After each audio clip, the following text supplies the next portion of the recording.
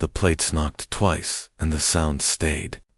She watched his hands work the fork, like he was clocking hours. He kept his eyes on the stain on the wall. "Pass the salt?" he said.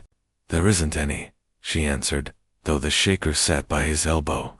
He slid it toward her, stopped, set it down. Steam left the stew in a thin line, then not at all. The quiet grew heavy enough to lean on, and she leaned because she was tired of falling through it. 3 soft taps stitched the silence. Not a stranger's knock, and not a friend's. He didn't look up. "You expecting anyone?" "No." The taps came again, patient. Her chair scraped back. "Let it be," he said, but the words had no weight.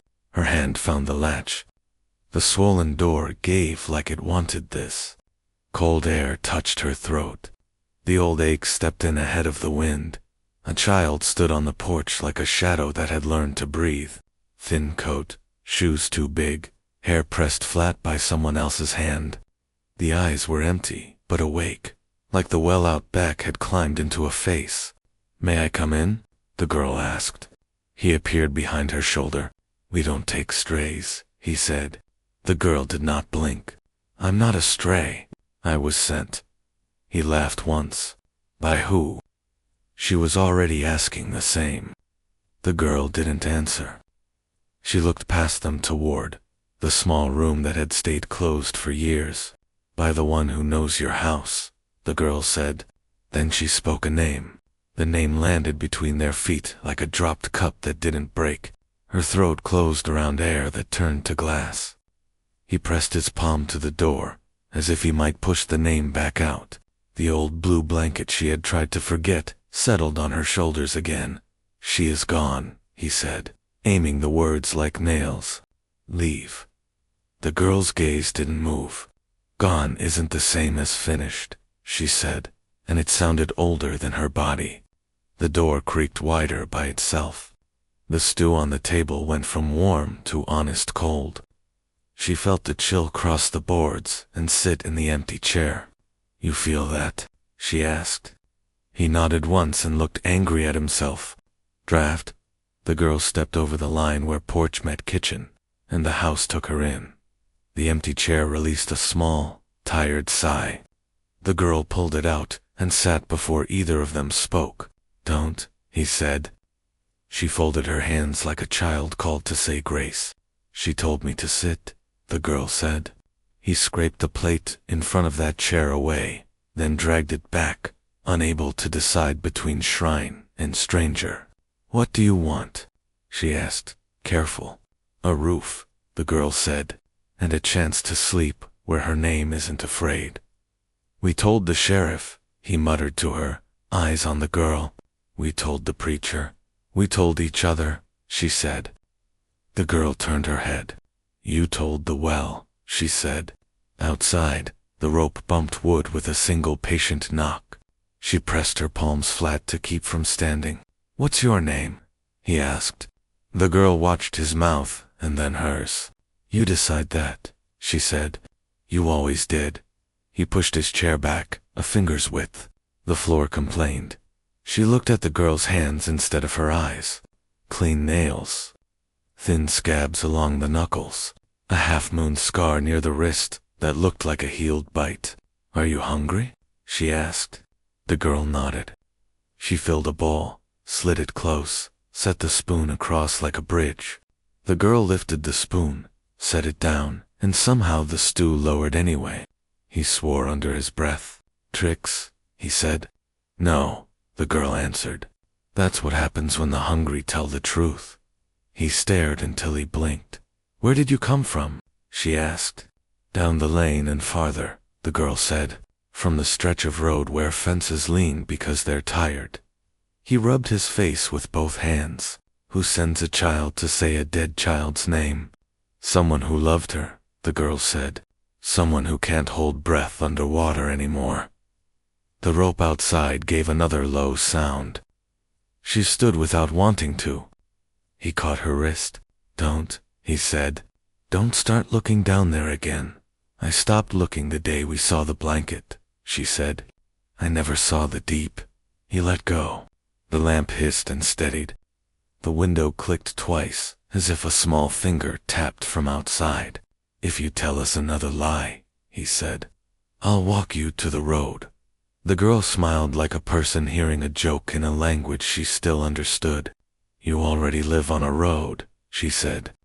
"You just pretend it has walls." She placed her palm flat on the table. A circle of damp formed under it, clean and cold. "Say the name again," she whispered. He stared and shook his head. "Don't," he said. "You'll tear it open." "It's already open," the girl said, looking toward the little room. The door there, always shut, eased a thumb's width, slow enough to deny itself. Something colder than air moved through the house and then out, like a held breath changing its mind. The lamp dimmed and held still. The girl didn't wait for them to ask. She walked straight into the kitchen and pulled the chair back, the one no one had touched in years. The legs scraped, shrill against the floorboards. She sat down like it was her right. Neither of them breathed. "Get up," he said. The girl folded her hands. "She told me to sit." His voice sharpened. "I said get up," she told me. The girl repeated, calm, certain. The wife's hands trembled around the edge of her apron. Her throat felt tight. "What do you want?" she asked. The girl looked from one to the other. "A roof, that was all. A roof. Simple, bare, too much." The candle between them sputtered though no wind touched it. Wax ran sideways. The flame caught itself, steadied. The chair creaked under the girl's small weight. The same sound it used to make when a little body swung restless legs beneath it. He slammed his palm against the table. "It's a trick." The wife's voice came smaller, quieter. "It's a sign." He glared at her. "Don't start." "You heard her," she said. "I heard a liar," he snapped. The girl looked down at the bowl before her. She hadn't lifted the spoon. She hadn't touched the bread. Yet the stew lowered, the crust broke, crumbs scattered. Bite by bite, food vanished into nothing. The wife stepped back. "Lord help us." He stood. "Enough." The girl lifted her eyes. "You don't have to believe. You just have to remember." "Remember what?" he demanded. "That she's still here." His jaw worked, but no words followed. The wife pressed her hand to her chest. "How do you know her name?" "She told me. When?" "Always." The man pushed the chair back, its legs shrieking. "This is madness." The wife's eyes shone with tears. "Or it's mercy." He shook his head. "It's cruelty." "She's sitting in her chair." "It's still a chair," he barked. "It's not," the wife whispered. The girl reached for the spoon, lifted it, and set it down again. The bowl lightened anyway. "She eats with me," the girl said. He stepped forward, fist clenched. "Don't speak another word." The girl leaned her cheek into her hand. "I don't have to." "She's speaking already." The wife closed her eyes. She heard the chair groan again, a slow stretch of wood, as if someone else had shifted in it. "She's gone," he said, voice low, shaking. The girl blinked. "Not gone. Waiting." "Waiting for what?" the wife asked. "For you to listen." The husband shoved the bowl away, broth spilling across the table. The candle flickered out with the splash. Darkness filled the kitchen except for the pale line of moonlight through the window. He slammed his hand against the table again. "You are not her."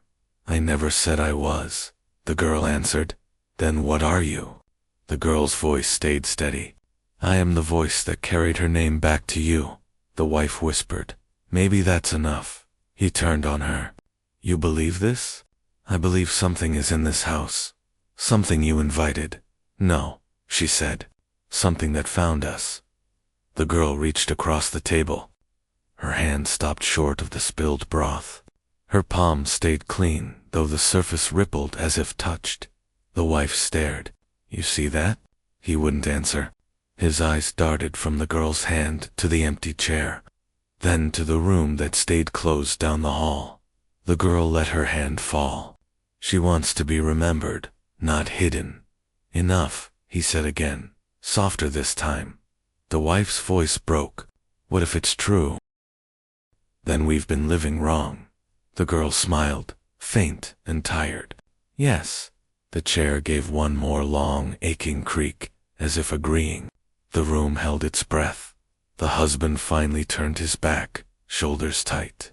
She leaves by morning, the wife whispered. She stays.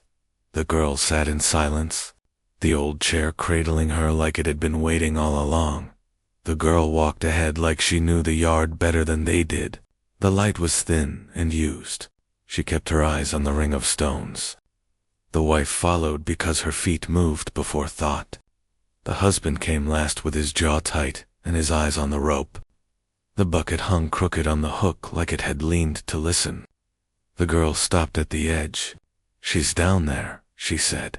The wife's breath caught and turned sharp. No, don't. He reached her first and pulled her back a step. Enough. His hand was careful and rough at the same time. She twisted. Let me look. You already looked, he said. You looked until the doctor said stop. You looked until the preacher quit answering. The girl did not move. She watched the stones like they were waiting to speak. The rope quivered, though there was no wind. The wood frame gave a low, patient sound. He stared at it, as if it had lied. It's rot, he said. The girl shook her head. It's her. The wife pressed her knuckles to her mouth. Why would she be here? Because you left her here, the girl said. He snapped. We didn't leave her. You left her in a story that lets you sleep, the girl answered. His face went hard. Don't tell me what I did. She said you never looked deep enough, the girl said. The dark inside the circle felt close to the wife, like a room with no door. Don't say that, she whispered. Say it, the girl told her. Say you're afraid. I'm not, he said. You are, the girl replied. The wife said, I am. The truth moved inside her like a small hinge, working free. He stepped closer and tested the rope with 2 fingers. It trembled again. See, he said. Old line. Old promise, the girl said. He glared. Stop speaking in riddles. I'm not, she said. I'm repeating. The wife leaned toward the dark mouth. If you're there, she said, I hear you. He caught her wrist. Stop feeding this. She pulled once. Let me go. No, please. He held on because fear told him to. The girl bent over the circle and peered down. It isn't water, she said. Not first. The wife shook. Then what is it? A kind of door? He let out a flat laugh. Doors go somewhere. So does this, the girl said. It goes where you don't want to stand. A cool draft rose from the stones and touched their faces. The wife felt it pass her mouth like a breath that wasn't hers. The rope lifted a finger's width and settled. The bucket clicked once against the wall. I hear nothing, he said. The wife closed her eyes. The quiet thickened and shaped itself around the circle.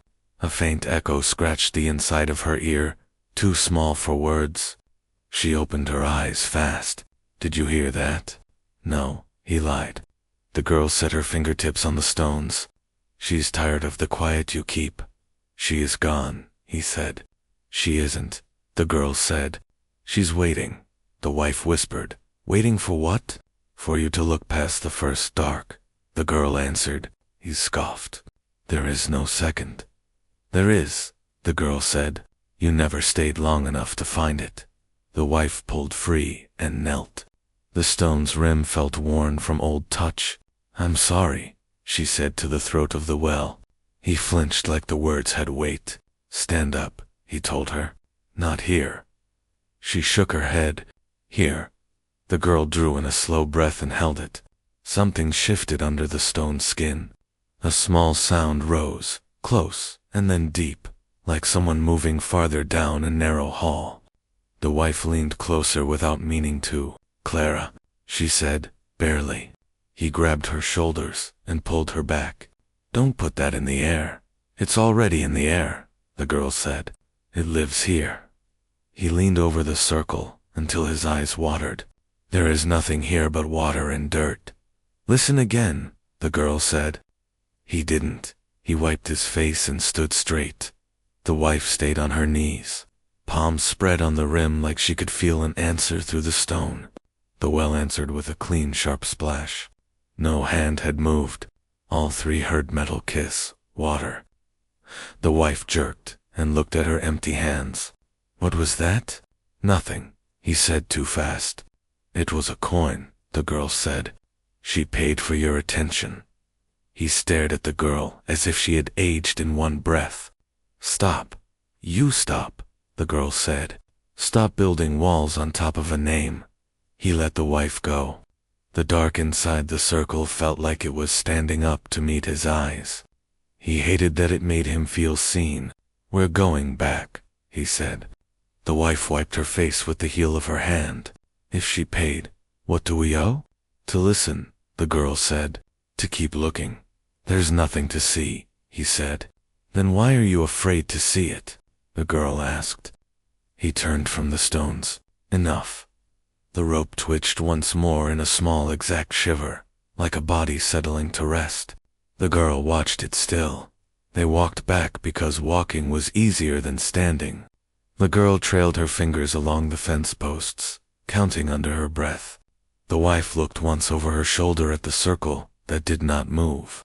Inside, she set her hand on the table and felt the wood cool under her palm, as if the well had reached in to touch it. He lit the lamp and turned the flame higher. No one spoke. The girl sat in the empty chair and folded her hands. From the yard came a slow, steady sound, like the world breathing through a small mouth. The wife closed her eyes and let it count her ribs. The husband stared at the door and waited for reason to come back. The girl watched the hinged shadow creep across the floor. She's near, the girl said. Stop, he answered. Listen, the wife said.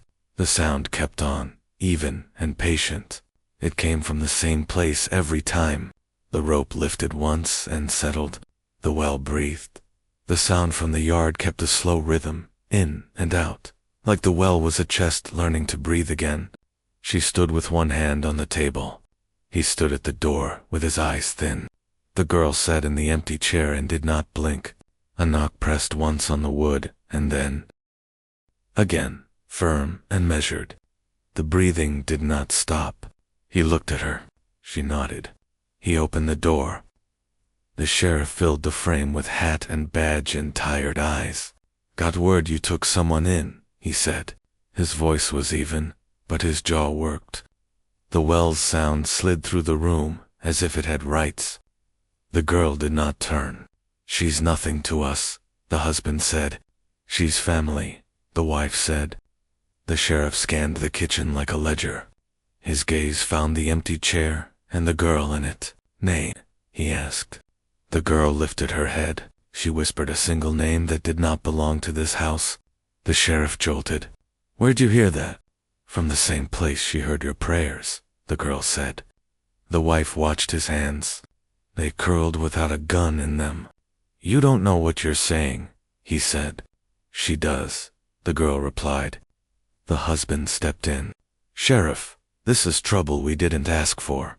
The sheriff glanced at him and then back at the girl. Who told you that name? She did, the girl said. You still count the days. He cleared his throat. Plenty of folks got the same name. The girl shook her head. Not the way you said it last winter, when you thought no one could hear. He looked at the window and the damp ring under the girl's handprint. You heard wrong, he said, but it was soft. The well outside drew a long breath and let it go. Sit, Sheriff, the wife said. You look unwell. I'm fine, he said, and stayed standing. What's her business here? She asked for a roof, the wife said. She asked for the chair, the husband added. The sheriff studied the girl. You got folks? Not that keep me, the girl said. What do you want from them? A place to listen. Listen to what? To who? The girl said. To the ones you talk to when you think you're alone. He shut his eyes and opened them. My sister's been gone 15 years. She said you still. Bring her ribbon to the creek when the water runs clear, the girl said. He went still. He reached for the chair and missed. No one knows that. She knows, the girl said. The husband made a hard sound. This is a game. It isn't, the sheriff said. He turned toward the door. I should go. Do you believe her now? The wife asked. He stared at the girl. She looked back, calm as a clock. He picked up his hat. I believe. I don't want to hear any more, he said. She wants you to hear one more thing, the girl said. I'm not here for that. You came for it, the girl said. You felt the knock before you heard it. He swallowed. What does she want? She wants you to say her name, like it's not a wound, the girl said. He drew in breath. I can't do that here. You can, the wife said. He looked at her, and she saw a tired man holding a wall that would not stand. Not today, he said. Not in a house that already can't breathe. He tipped his hat. You keep the peace here. The peace left, the husband said. The sheriff nodded like he had expected that truth. He paused at the threshold, then faced the girl again. If you know so much, you know where I'll be. The old bridge, the girl said. Tonight, when the cattle stop calling. He flinched. Don't come there, he said to her. I don't have to, she said. She will. He left. The door closed and the house held the echo. The wife listened to the yard. The well breathed in and out. The husband locked the latch and leaned his forehead against the wood. Do you believe her now? The wife asked. He did not move. I believe we just invited the law into our grief. She was already in it, she said. The girl looked at the lamp. The flame wavered and steadied. He won't sleep, she said. No one sleeps, the husband said. The wife turned the wick down. What does she want? She asked. She wants you to listen, the girl said. I hear enough, the husband said. You hear the noise you make to cover the other sound, the girl said. He faced her. What are you? Someone who knows how to listen to water? Then listen somewhere else. The wife touched his sleeve. Stop. She felt his arm loosen. If we listen and hear nothing, will you leave? If you listen and hear nothing, I will, the girl said. Then we'll listen, the wife said. They waited. The yard kept its slow count. The rope outside lifted once and laid down again. The house seemed to draw a breath with it. No one spoke. When the knock came again, it was only the well against its own wood, breathing. The chest had lived under their bed like a buried breath. She never touched it except to sweep around it, quick and blind.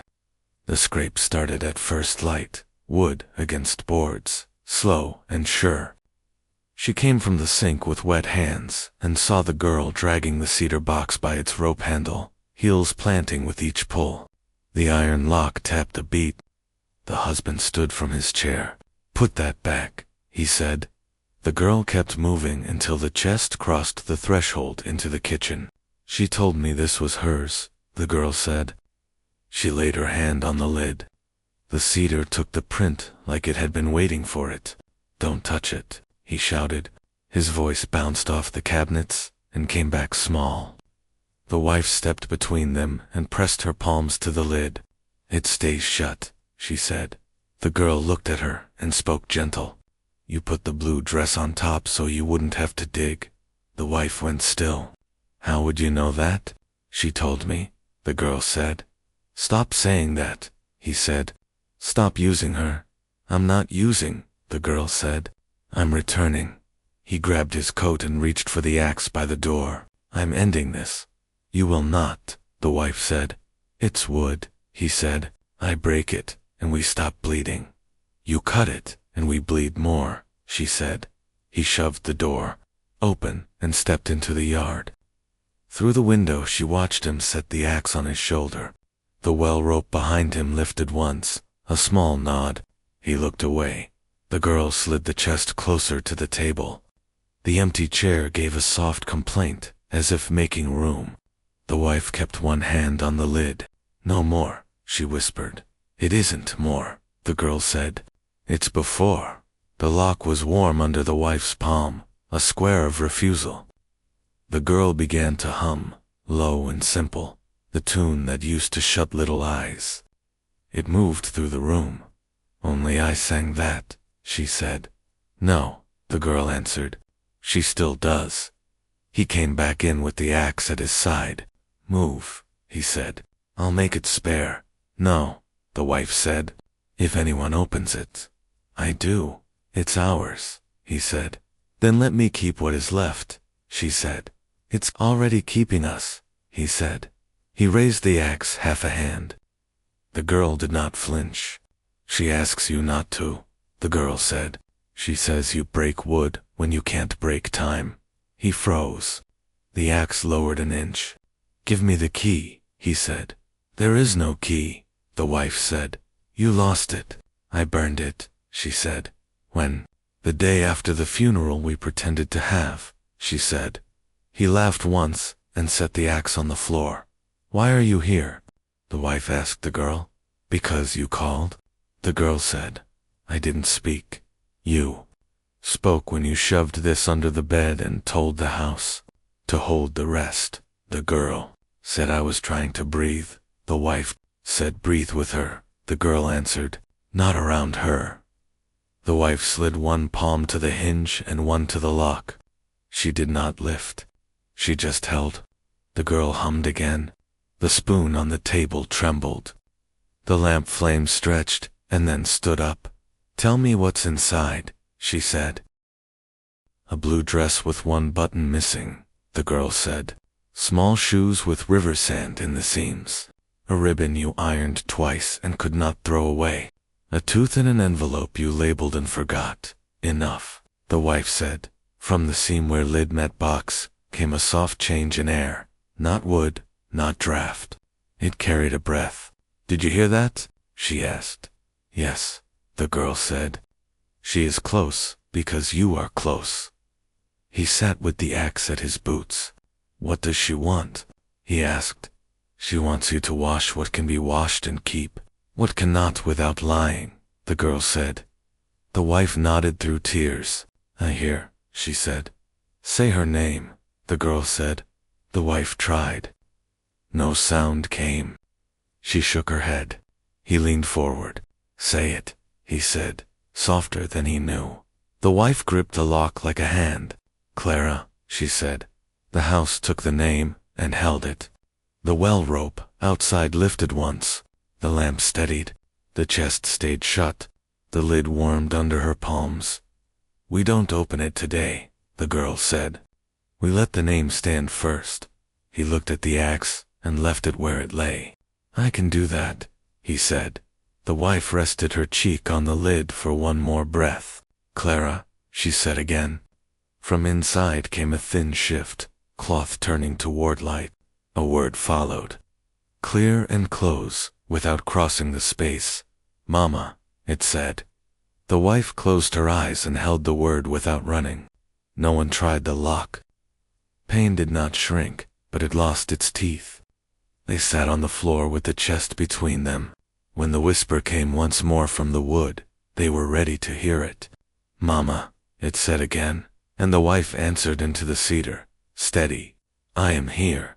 The bell above the store door gave a small tired ring as she stepped in with a list she didn't need.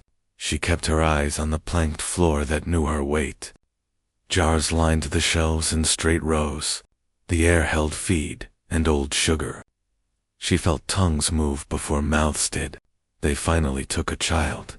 Someone breathed near the nails. Another voice by the flower answered, soft and sharp. "No, a ghost." She set her basket down and reached for coffee. Her hand shook and scattered beans that clicked like teeth. The woman at the counter smiled without teeth. "How you holding up?" the woman asked. She lied by habit. "We're fine." A man near the barrels coughed like a signal. "Folks say you've got a little one now." She kept her eyes on the scoop. "Folks say plenty." He laughed into his palm. "Sheriff drove by your place last night." She set the scoop down and felt the weight of that. "He checks on everyone," she said. "Not like that, he doesn't," another voice said from the back. The door rang again. The room went still in one breath. The girl slipped in like a quiet weather, shoes too big, eyes awake. Dust hung around her as if even the air wanted to look. No one spoke. The girl studied the barrels like she was counting what the town hoarded. She turned and found the wife. "You forgot salt," the girl said. The wife swallowed. "I was getting it." Someone near the stove whispered, "She looks like the dead." Another voice near the lamp said, "Maybe she is." The old preacher walked out with twine in his hand and a slow step that came from years of funerals. He faced the girl. "What's your name?" he asked. She watched him and then the ceiling, as if a word was written there.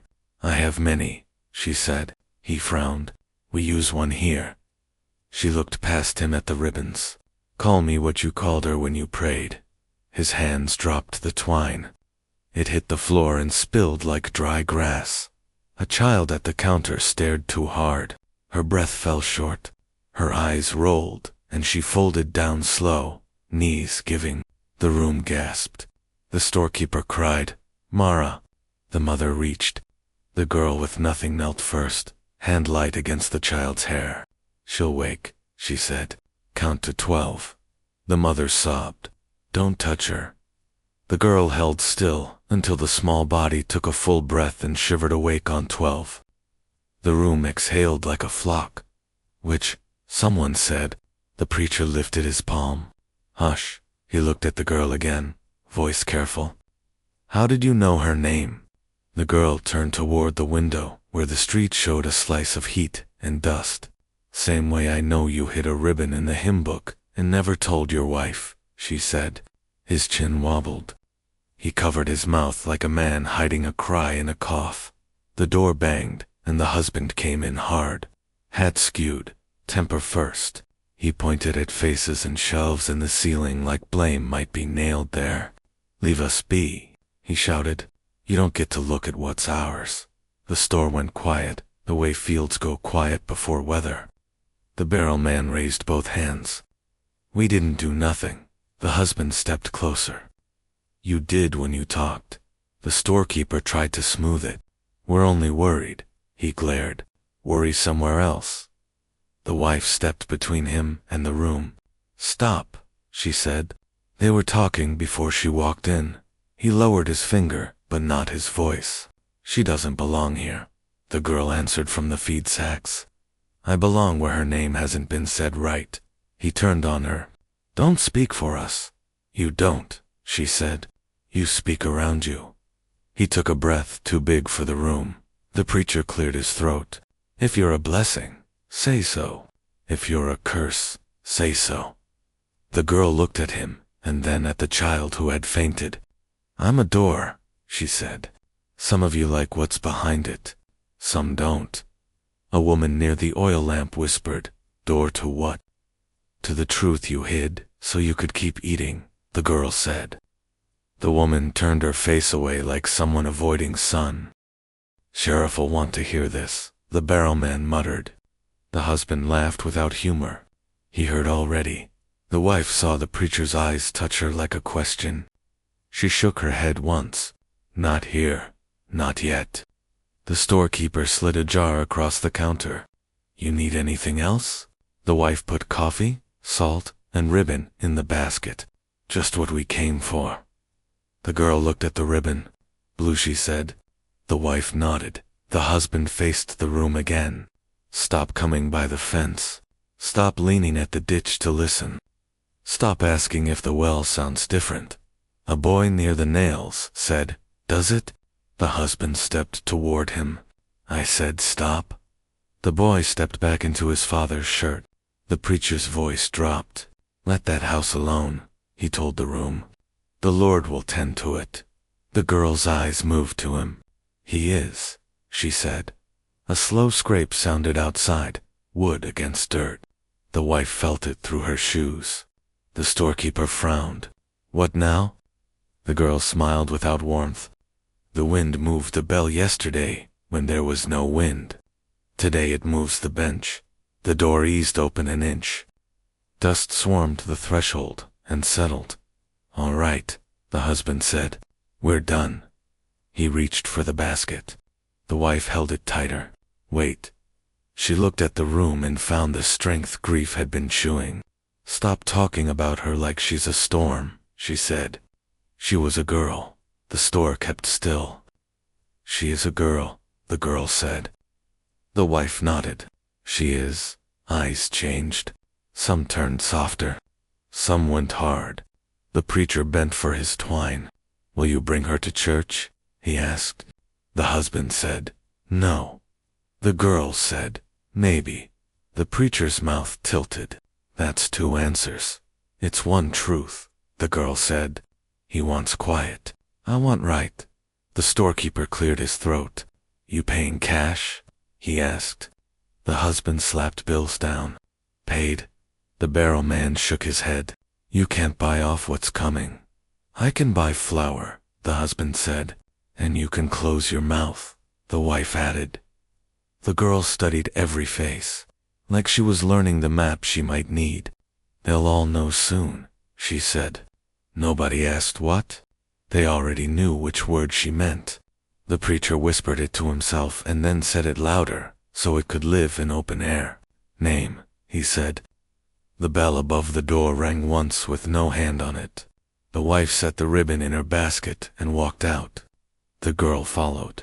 The husband stood a beat longer, braced like a man under hard sky. Then he went after them, and the town held its breath as all three stepped into the dust that waited to carry every word home. The road took their steps without giving them back. He said it without looking at her. We need proof. She nodded because nodding was cheaper than breath.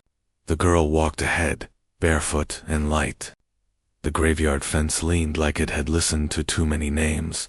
They pushed through. Grass cut at their ankles. Stones stood in rows. He fixed on the marker, where he had once stood with a hat and a lie. The tombstone waited crooked. A crack split the carved letters.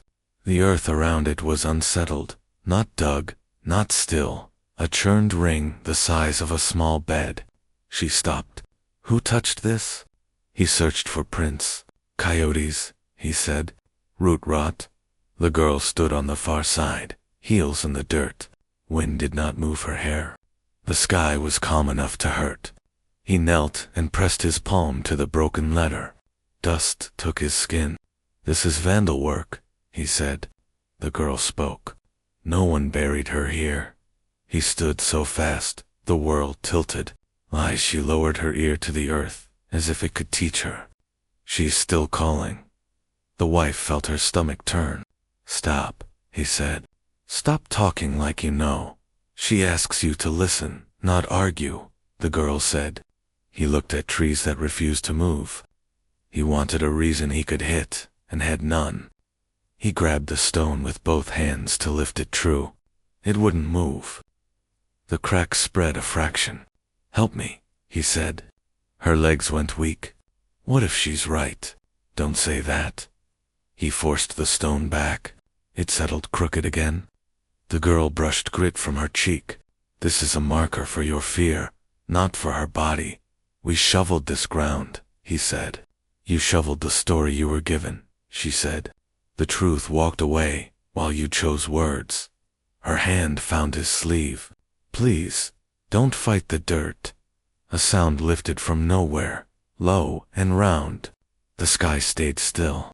A thin wind circled them and quit. He pulled her close by instinct. It's a trick, he said, but his mouth didn't believe his voice. She stared at the loosened ring of soil. A creek shell blinked where it shouldn't be. She took it in 2 fingers. We never brought her here, she whispered. The girl nodded. You brought the chest. You brought the ribbon. You brought your eyes, and then closed them. She isn't here. Where is she? He asked. She tipped her chin toward a bent tree between stones. Not far. Not here. He took a step and stopped. No. The wife tightened her grip. Maybe we should look. I will not be walked around by a child, he said. She isn't walking you, the girl said. She is waiting for you to walk. He pointed at the crack. This is where the preacher spoke. This is where the town brought food. This is where you stopped her voice, the girl said. This is where you taught yourselves to sleep. The sound came again, stronger, a clean thread lifting the hair on his arms. The sky watched and said nothing. He bent and pressed his ear to the dirt. At first he heard his own blood. Then something smaller, not words, more like a memory making a mouth. He jerked up, angry at the relief. Nothing, he lied. She saw it. You heard, she said. He wiped his palm. I heard ground. Ground carries, the girl said. She stepped away from the stone and faced the bent tree. She lifted her hand. Here. He didn't move. Here, she said again. The wife left him and followed. Each step felt like it belonged to someone braver. The ground softened, not like mud, like a kept promise. The girl stopped beside a low hump with no marker. Grass grew longer. There, the air felt newer. She knelt. She rested here when no one would speak. The wife sank to her knees. Clara, she said, and for once the name did not break her. It opened her. She hears, the girl said, touching the grass. He came slow, stubborn first, love next. He stood over them with empty hands. If this is her, then what have we been visiting? Your fear, the girl said. He stared at the bare ground. We will fix it. You will name it, the girl said. Then you will carry it. He nodded because he had run out of fences. A louder wind moved through a still sky and went. He took the shell from his wife and set it on the hump like an answer. Proof, he said, not to win, just to say it. The girl pressed her ear to the earth and closed her eyes. The wife held his hand as if it were the last dry place. The ground held still and breathed. They stayed until the quiet felt like company. He looked toward the crooked stone. We'll set a new one, he said. We'll bring tools. She shook her head. Not yet. We bring her name first. Bring water, the girl said. Bring the ribbon. Bring your voices. He tried to smile and failed. What do we say? Say her like she isn't a wound, the girl said. I can try, he said. You can do it, the wife said. They turned toward the gate together. 3 people, with one small weight between them and a larger one waiting at home. At the fence, the wind that wasn't wind moved through again. He looked back. The cracked stone sat alone among neat markers, wrong and somehow true. He kept walking. The girl watched the sky. She will follow, she said. He said nothing. The wife did. We'll be ready. They stepped onto the road and listened without meaning to. From very far and very near came the same slow breath. The well was not the only thing that breathed. Wind moved without wind. She gripped his arm. What if she's right? He didn't answer. The ground breathed, and near. The attic had not been opened in years. Dust hung thick enough to sting his throat. He pushed through boxes of old jars, seed bags, broken lamps, until his boot hit something hollow. A cedar crate sat wedged under the rafters. He dragged it out, forced the clasp, and found a ledger bound in cracked leather. He carried it down, past the girl watching from the stair, into the kitchen. He dropped the book on the table. The thud carried through the house. He opened it. Pages showed neat lists, ink strokes, stiff as iron, dates, amounts, names, debts, crossed out with a heavy hand. He flipped through, faster, angrier. The wife came near, wiping flour from her palms. What's this? She asked. He didn't look up. Records, payments, whose? Ours. He pointed to a line, a name, a date. The number beside it matched the season their girl had drowned. His chest went tight. Her accident wasn't accident, he said. She leaned over. No, yes. He shoved the book toward her. Look, the ink bled as they stared, the black turning wet, running red down the page, as if the pen had been dipped in a vein. The wife stepped back, hand to her mouth. The girl moved closer, her bare feet soundless on the boards. She was bought, the girl said, then taken. Don't, he barked. It's written, the girl said. Ask your sheriff. The wife shook her head. Not him. Yes, the girl said. He signed the bottom lines. The husband turned pages faster. Each debt carried a name he knew. Neighbors, townsfolk, then their own surname, marked with a cross. His hand shook. The wife whispered, "What do they mean?" He closed the ledger and pressed his fist on top of it. It means the preacher's prayer was for sale. It means the sheriff's silence had a price. The girl's voice slid between them. And it means she wasn't lost to water. She was given away. The wife cried out, covering her ears. Stop. The husband stared at the page, bleeding under his hand. We sold her, he said, like a man choking on his own tongue. You did not choose it, the girl said, but your blood was counted all the same. The wife collapsed against the chair, sobbing. Her shoulders jerked as if pulled by strings. I fed her. I held her. How can paper take that? Because paper rules this town, the husband said. He tore the book open again, ripping at the page. The red smeared his fingertips. He wiped them on his shirt, but the stain spread instead of fading. She was worth more to them dead than alive, the girl said. Quiet, he shouted. She wants you to know, the girl said. The wife's face pressed into her hands. Don't say it. The husband's voice broke. What if it's true? The girl tilted her head. You already believe it. He pushed the ledger away like it might burn through the table. It hit the edge and hung there, dripping red on the floorboards. The house was silent except for the drop, drop, drop, dot. The wife lifted her head. We can't stay here. We can't leave either, he said. The girl leaned closer to the book, eyes calm. You can carry it, or it will carry you. He stood, shaking, fists clenched. I'll take it to the sheriff. She caught his arm. He's part of it. Then he'll face it, he said. The girl whispered, he already has. They froze. The wife asked, What do you mean? The girl pointed to the bottom of the page. A signature scratched in faint ink, already fading. The husband bent low. It was the sheriff's name. The line glowed faintly red, then dulled. He straightened, pale. They traded her like cattle. The wife screamed into the room. No. The girl stayed still. Yes. He pressed both hands to the table. His voice came hollow. We sold her. The wife shook her head over and over. Not me. Not me. The girl said, blood signs more than one hand. Silence signs too. The wife rocked in the chair, tears running. I prayed. I buried. I never signed. You agreed when you let the ground stay quiet, the girl said. The husband shut his eyes. His chest heaved. I should burn it. If you burn it, the girl said, the truth still breathes. Fire won't kill it. He opened his eyes and stared at her. What do you want from us? Not me, the girl said.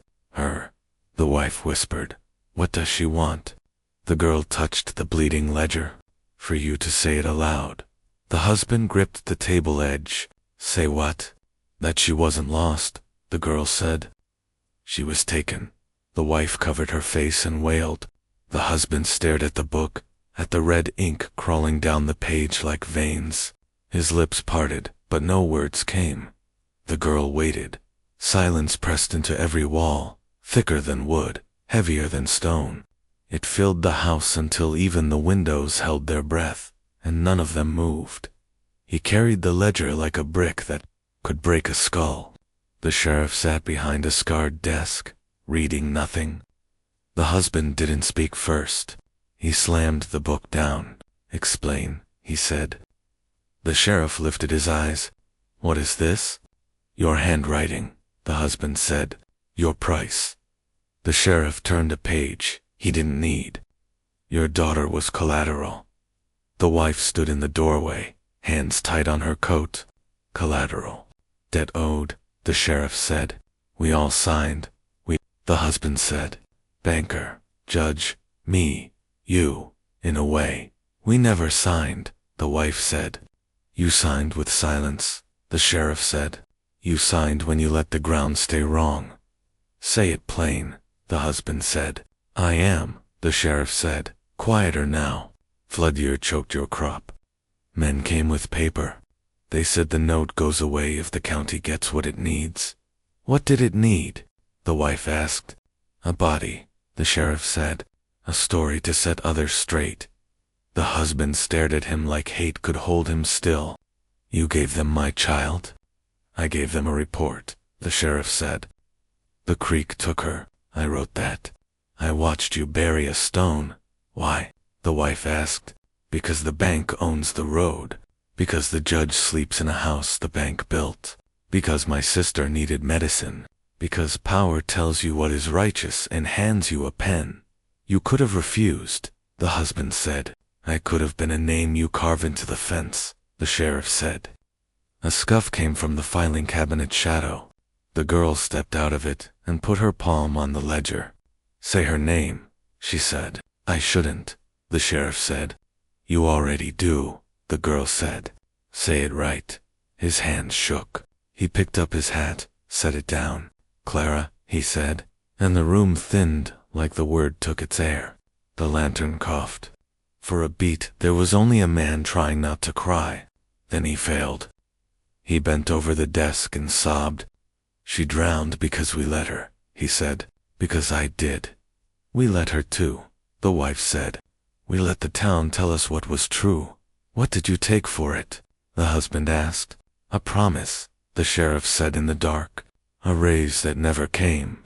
A line in a ledger that said your debt was gone. Is it gone? The husband asked. It never is, the sheriff said. Light jittered on tears he couldn't hide. I see her ribbon on the branch. I hear my sister telling me to stop writing lies I have to carry. You can write another line, the girl said. He laughed and choked. Who will read it? She will, the girl said. We will. The husband opened to the bleeding page. You will walk with us to the judge, he said. You will say this out loud. I'll lose my badge, the sheriff said. You lost it already, the husband said. You just haven't set it down. The wife moved beside him. Come with us, she said, or I'll go alone with the book in your name. He closed his eyes. I deserve worse. Maybe, the girl said, but she doesn't. He nodded once. All right. They stepped into the street together. The sheriff locked the door, thumb on the key. I can't undo it, he said. No, the wife said. Only say it while we hear. They passed the feed store, the church, the school with windows that looked away. The judge's house glowed at the end of the lane.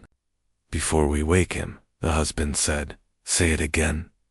The sheriff didn't fight the tremor. Clara, he said. Clara, I rode you into a death to pay for men I feared. She hears, asterisk. The girl said. At the gate he stopped. I can't breathe. You can, the wife said. You will. They crossed the yard.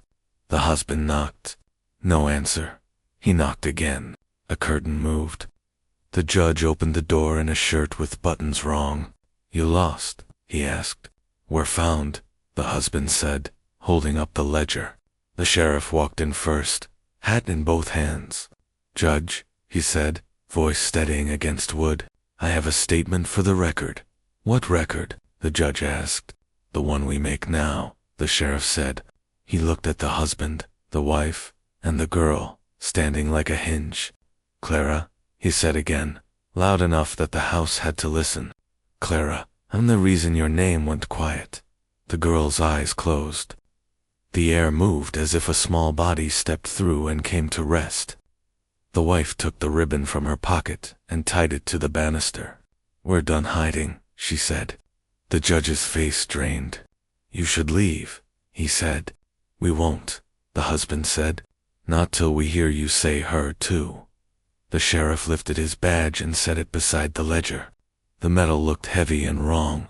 He stepped back from it, like it might bite. I'll testify, he said. Silence gathered in the hall. The door behind them breathed a slow draft from the night. "Say her," the girl whispered. Not to the sheriff now, but to the house that had eaten so many names. "Say her and let the walls learn." The orchard woke them. She sat up before the crack, before the light on the wall turned the wrong color. He was already at the window. Trees moved where there was no wind. A limb flared, then another, until a row breathed fire. He said her name, and not the girl's. She pulled on her coat and met the night. They reached the fence together. The air had the taste of a stove run too hot. Flames ran low through grass, then climbed trunks. The orchard, planted for a child who never tasted harvest, burned. "Buckets," he said, then remembered there were only two. She grabbed the pails anyway. The girl was already among the trees. She walked slow between rows that should have blistered her. Fire leaned away from her. "Get out," he shouted. She looked at them and kept walking. Sparks rose and changed their minds. She stepped into a ring where the grass had burned to clean. "She says the roots won't hold lies," the girl said. The wife counted breaths, and the fire took half. "What does that mean?" "You planted truth over a grave you didn't name," the girl said. He shoved the gate and ran into the heat. He tried to pull the girl and couldn't move her. "Leave it burn where it needs," the girl said. "Don't pour water on what's telling the truth." Flames bent in a line, curved into the shape of a small body spinning, arms open. The fire didn't roar. It danced. The wife stepped forward.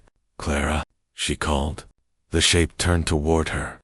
He yanked his wife back by the coat. "It's a trick. Then it's a trick that knows the blue dress," the girl said. The flames drew a ribbon she had ironed, small shoes, the tilt of a head. They stood with empty buckets. "We should call for help," he said. "From who?" she asked. "From the ones who signed." He flinched. The girl knelt and pressed her palm to the dirt. "Roots, remember," she said. "They carry water and stories. They won't carry a lie now." A low branch flamed and curled like a hand, then opened. The wife took a step. She didn't think. "Clara," she said again. The fire answered in a small voice. "Mama." The word slid under the burn and lifted something off her ribs. He pulled her behind him. "Don't go to it, she's calling," she said. "She is heat and smoke," he said. "She is our girl," she said. The girl stood. "See what the land does with lies," she said. "It burns them clean and keeps the ash." The fire chose its rows. It ran along a line that curved around the space where the grave had not been. He watched the pattern write itself. "It's drawing a map," he said. "A border," the girl answered. "By morning you'll see the shape it leaves." The wife reached toward the ring. She felt the pressure of fear. "If we step in, will it hurt?" "Yes," he said. "No," the girl said. "It will mark you. It won't kill you." "We're not walking through fire," he said. "You already are," the girl said. The flames gathered. The small shape spun again, skirt and hair in heat, the skip of feet that never learned to be careful. "Mama," the voice said. The wife lifted both hands. "I am here." She held the fence like a railing. "Tell me what to do," she said. The fire breathed and stilled to listen. "Say me like a promise," the voice said. "Say me like I am not the price you paid for a house." He closed his eyes. "Clara," he said, and for once it didn't rip him. "Again," the girl said. He said it again. She said it again. The orchard seemed to straighten. The burn eased back. It traced the base of each tree grown from the year of the note. It left the oldest two untouched, the ones he planted when she was born. The ring narrowed into a line so clean it could have been cut by a blade. The girl stepped out of it. Her dress was not singed. "It's done," she said. They watched until watching was all there was. Ash fell. She put her head against his shoulder. For the first time in too long, he didn't pull away. "We fix what's left," she said. "We follow the line," the girl said. We set her marker where the roots didn't take. We will, he said. The fire dimmed to coals, then a glow. The small shape faded, but the border held, a black seam stitched into earth. Morning, he said, though the sky was dark. Morning, she answered. The girl listened and tilted her head. She says thank you. He looked at the trees and then at his hands. We should have done this sooner. We didn't know how, the wife said. You did? The girl said. You needed to hear her. I hear, he said. She touched the fence. I hear too. Then carry it right, the girl said. They turned from the orchard. Behind them, the line held its quiet law. The house waited. The road back had room for 3. He took the buckets, though they were useless. She took his arm, because it wasn't. The girl walked ahead, like someone who knew the way because the land had taught her. They walked slow, listening for cracks and whispers. Behind them, coals ticked. The orchard kept its border, a warning and a promise. When they reached the porch, the rope bumped wood. The house breathed once, then held still to hear the name. They answered. The house kept the ash lines quiet, law outside, while the kitchen held its own trial. The girl stood by the empty chair. The wife faced her with ribbon at her wrist. The husband leaned on the counter, jaw hard, eyes on the door. The lamp hummed. The rope outside tapped once and stilled. The girl spoke first. She wants a home, not prayers. What are you? The wife asked. I am what you lost, the girl said. You're a curse, the husband said. Maybe curses are earned, the wife said. Silence hung. The wife stepped toward the girl. The husband blocked her. If she stays, I leave. The girl met his stare. If she leaves, you'll never sleep again. You don't know me, he said. I know the sound you make when the well breathes, she said. He swallowed. I hear it too. Tell me what home means, the wife said. It means you set her marker and stop visiting fear, the girl said. You keep a chair for the living and a place for the lost. It means work. It means you stop hiding the ribbon like a sin. He paced once, twice. What happens if we take you in? You stop pretending, the girl said. You speak her name until it stands by itself. You listen when the water tells you the law. You bring light to rooms that have been starving. And if we don't, then you will carry the ledger to your graves, she said, and she will keep knocking. He saw the bleeding page anyway. He found his wife's ribbon. I want my wife back, he said. You'll have her when you stop asking her to be quiet, the girl said. I won't be quiet, the wife said. Not again. Tell me this is real, he said. It hurts, the wife said. That's real. Ash from the orchard marked his cheek. Fire marked you, the girl said. It means you were there when the land did its work. He set his palms on the table. You're not staying, he told the girl. I don't take rooms, she said. I open them. The wife laid the ribbon down. Then open this house, she said. Let it breathe. Say it, the wife told him. He dragged the word up like a rope. Clara, the lamp steadied. The rope outside answered once. She hears, the girl said. I hate this, he said. You hate being awake, the girl said. I hate that we let them buy our quiet, he said. Then stop selling it, she said. Choose, he said. What happens to us if we choose you? You choose her, the girl said. Hang her dress on the nail by the door. Bring the shell to the hump the fire spared. Stand with the sheriff when the judge lies. Keep the chair at the table and don't turn it into a shrine. Let me sit there until you can sit there without breaking. Yes, the wife said. And if I can't, he asked. Then leave when you must and come back when you can, the girl said. But don't lock the door. He gave a small sound. You sound like the well. The well sounds like us, she said. Stay, the wife told the girl. Help me keep speaking. I'm not strong enough, he said. You're already doing it, the wife said. You walked into the judge's house.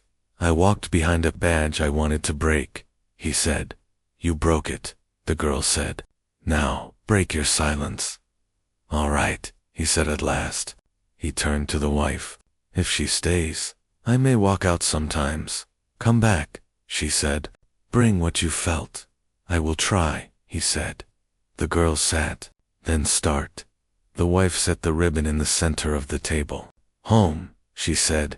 Not prayers. Home, he said. They both touched the ribbon. The lamp hummed. The rope bumped wood and went still. He opened the small room that had been closed for years. Dust lifted and settled. He came back. She stays, he said. The wife let a breath go. She hears, the girl said, listening toward the yard. The house changed nothing and everything. The chair stayed a chair. The room stayed a room. The name stayed, a name that no longer hid. They set the night for living. A glass of water on the counter. A folded cloth by the basin. The ribbon at the table's heart. When the lamp burned low. The wife blew it out and did not fear the dark that followed. They lay down with space for three where there had been a hole.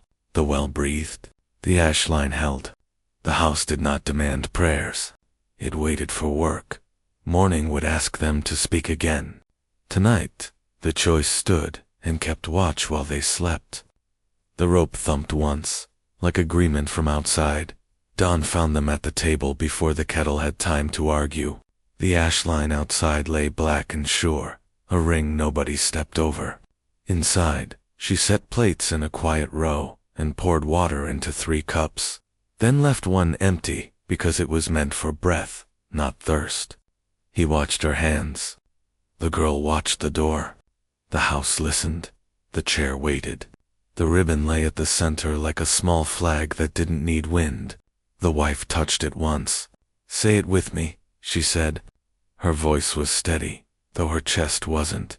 The husband stared at the cup that wasn't his. He shook his head. Not yet. Sun pushed through the window and landed at the girl's feet like it had chosen her. She didn't blink.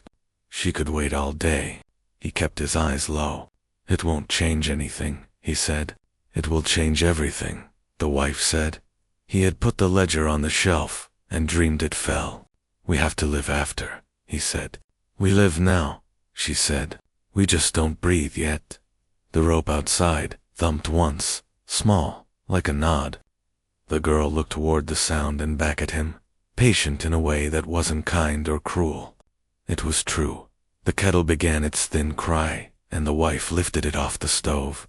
Clara, she said, testing the name alone. The room took it and didn't flinch. He had thought speaking would shatter him.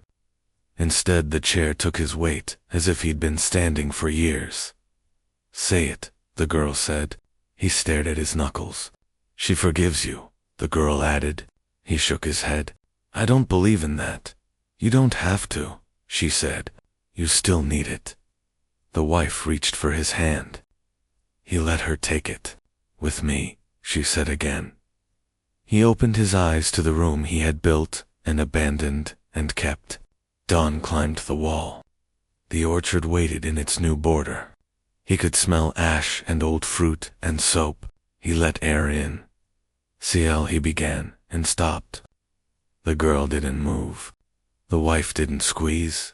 She only held on. He tried again. Clara, he said, and the word came out whole.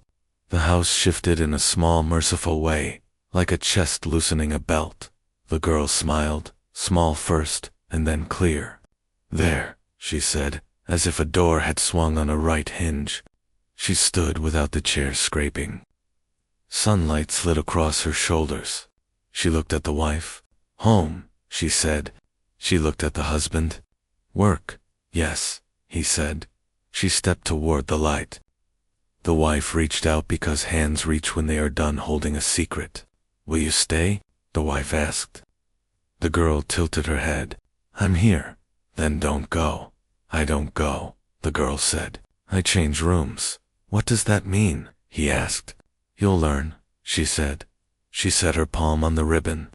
It lifted a little, like breath under cloth, then settled. Keep this where you eat, she said. Not where you hide. We will, the wife said. The girl nodded and faced the open door. Dust lifted like fine rain. Will we see you? He asked. Enough, she said. She stepped into the bright. For a heartbeat, she was only a shape. Then the light filled that shape until it had no line at all. The doorway was bare. The step was empty. The house did not mourn. It drew air and held it, learning a calmer way to be alive.